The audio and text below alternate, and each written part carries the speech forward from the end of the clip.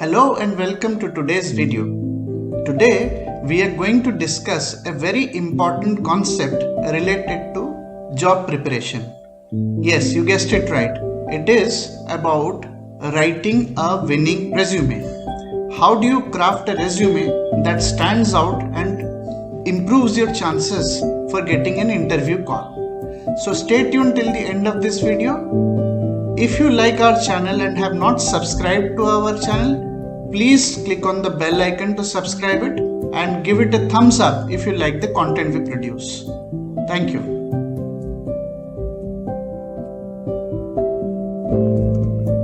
Before we dive deeper into the resume making process, we need to understand why resume is important. Now in today's world, when a certain job opening opens up, there is a fierce competition. Approximately about 200 people compete for this position. So your resume actually has to go through from the very beginning of being created till it gives you an opportunity to get an interview call. So your resume makes a journey. Now let us look at how it makes this journey.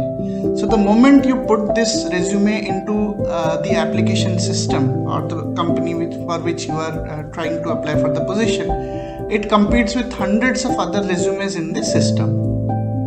Now, it is not possible for a HR to actually go and check with every individual, do their screening manually at this stage.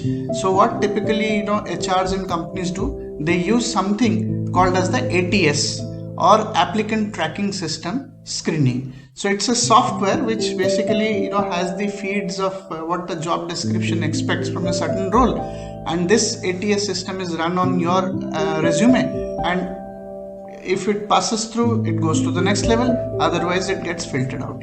And you will be astonished to know ATS filters about 80% of the resume. So whatever applicants have come, about 80% of the resume never make it to the next round. Only 20% or less make it to the manual screening round. Now even if your resume makes it to the manual screening round, here the person who scans your resume needs to find in the first 7 to 8 seconds whether your resume is fit for the job description or not. If it is not, then trust me, it's put aside and the person moves to the next resume. So such is the level of competition. So the trick to writing a winning resume is to make your resume so good, so easy to read that first it passes the ATS, and second it is very easily readable by the hiring manager or the recruitment personnel who is scanning your resume to give you an interview call. So in this video, we are going to talk about sections in the resume and how we can bring these sections we can do more in these sections so that it stands out and it is easy for the recruiter to understand the match between your profile and the job description. In this video, we are going to talk about the different sections or different elements of resume. A resume typically has a header section, a summary section, a skills section, a work experience section if applicable, an education section, achievement section, extracurricular and interest sections, and additional information if you want to mention something different or something that you would have done which could not be covered in earlier other sections. So what we will do is we will go section wise, and I'll try to highlight what are the best practices there and how you should craft your sections so that your resume stands out.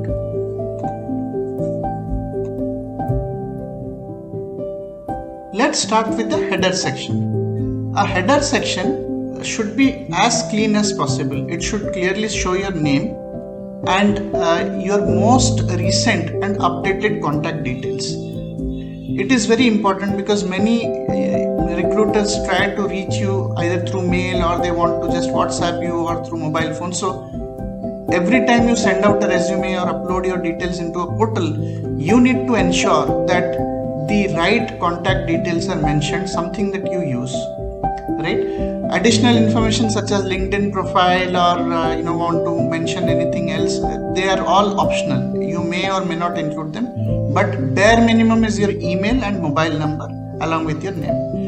While I have seen many resumes where they put photographs, I think avoiding photographs, we should not, avoid photographs, because some ATS tend to filter out because they can't read the resume properly. They just filter out. So avoid them when you are submitting resume through referrals, or you are uploading the file. You may have a good passport size photo done in a scanned format, because nowadays many portals which take job applications also ask for a profile pic. I'm going to talk about the summary section. The summary section is very critical because that is the first thing that notices the recruiter's eyes. Okay, so I have seen over a period of time when freshers write their summary section, they typically use something like seeking an opportunity in a growth oriented company where my skills and potentials will be utilized to the best, things like that. So it is a very vague statement. Neither it tells you about what skills you have or what kind of company you want to work. So these type of opening statements where you are putting a summary should be best avoided. Instead, I can give you a sample here.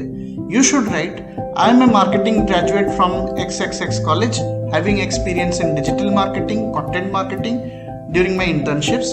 I have an IT background from dash company, and before joining my MBA, I am looking for an opportunity in the area of social media marketing and search engine marketing, and that would be a perfect summary statement, right? A summary statement should ideally sum up your education, your skills, your relevant exposure for that skills. Anything that you feel interesting should give some hook to the recruiter when he is scanning through your resume. Those points should be included in the opening statement, in the summary section.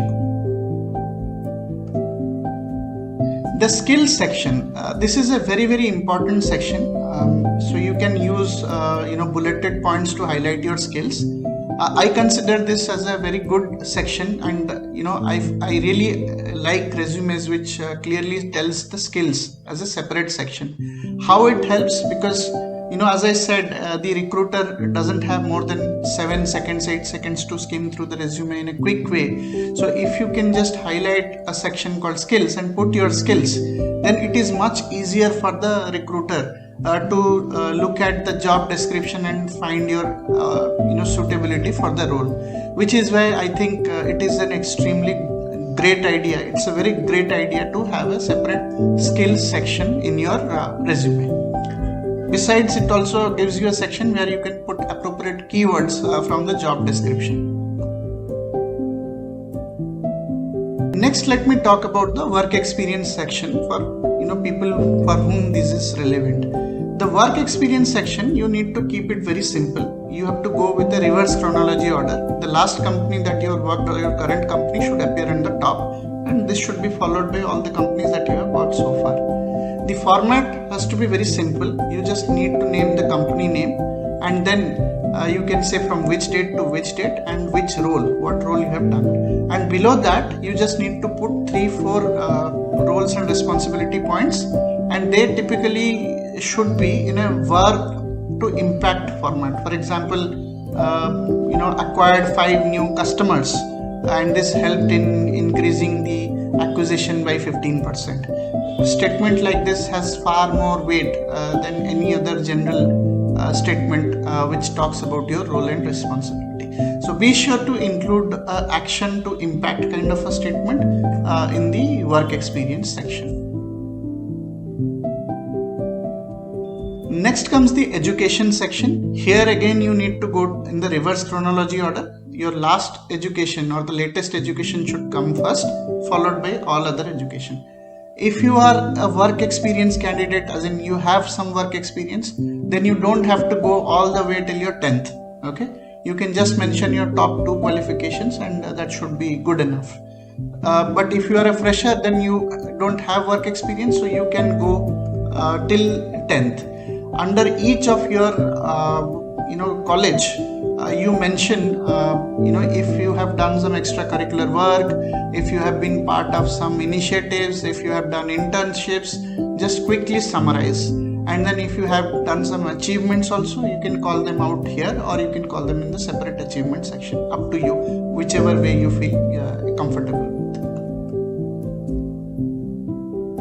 So be sure to include an achievement and extracurricular section where you can talk about all the awards and recognitions you have received, be it academic, be it at your previous jobs, be it college where you would have won some business case competitions, some good hackathons, things like that. So be sure to include them in this section.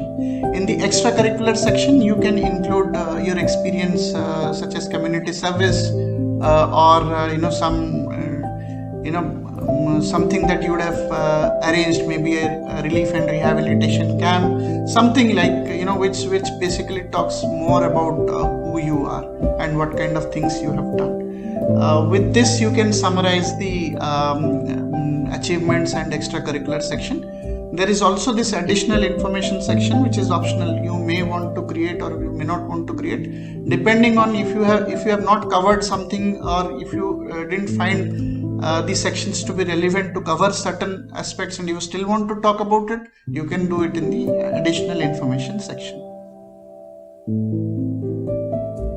The last thing that I want to talk about in creating a winning resume is the do's and don'ts that you can follow so that you craft the best resume that you can, right? So some of the do's and don'ts for your resume is do not write long sentences, because when you write long sentences, people get lost. So, and there is a possibility of not having the right grammar and etc. So don't write long sentences, write short sentences.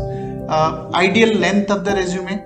Well, I have seen resumes which go on, and honestly nobody reads that far. So ideal length is a maximum of 2 pages. Use simple fonts, avoid graphs and charts, avoid a multi-column formats. All this is required because you remember that this will go through your ATS also, right? So it will go through the ATS and may get filtered out. So use simple formats, don't use graphs and charts, multi-column formats, because it will make it difficult for ATS to read. Similarly, do not use photographs unless you are uploading it into a system.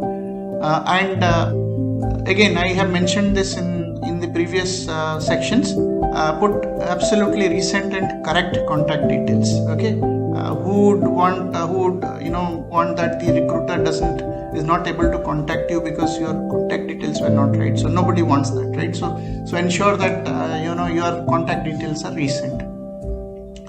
One of the last tip that you should do is in the resume, right? You should put a page number. And in the footer, you should also put your name. I'll tell you why. Because many times what happens is when the stack of resumes are there and you have multi-page resume and you have stapled it, the stapler might just get off the hook. So it might just get jumbled up. So if you have put page number and your name in the footer, the recruiter will make the effort to put the two things together so that your resume is not lost in the pile. So I think these are the do's and don'ts I wanted to share today. I'm sure if you follow the things that we discussed about these sections and ensure that you put these sections, put these tips and tricks into your sections, you would definitely create a winning resume, a very successful one. Which will help your resume to make the journey from creation to an interview call. So if you like the content today, just let us know in the comment box by writing what you liked about it. If you like us to make some videos on some other content, please let us know in the comment box as well. We will make videos on that. So thank you so much for watching us patiently till this end. And I sincerely hope that you find it very useful. Thank you so much. Until we see you in the next video.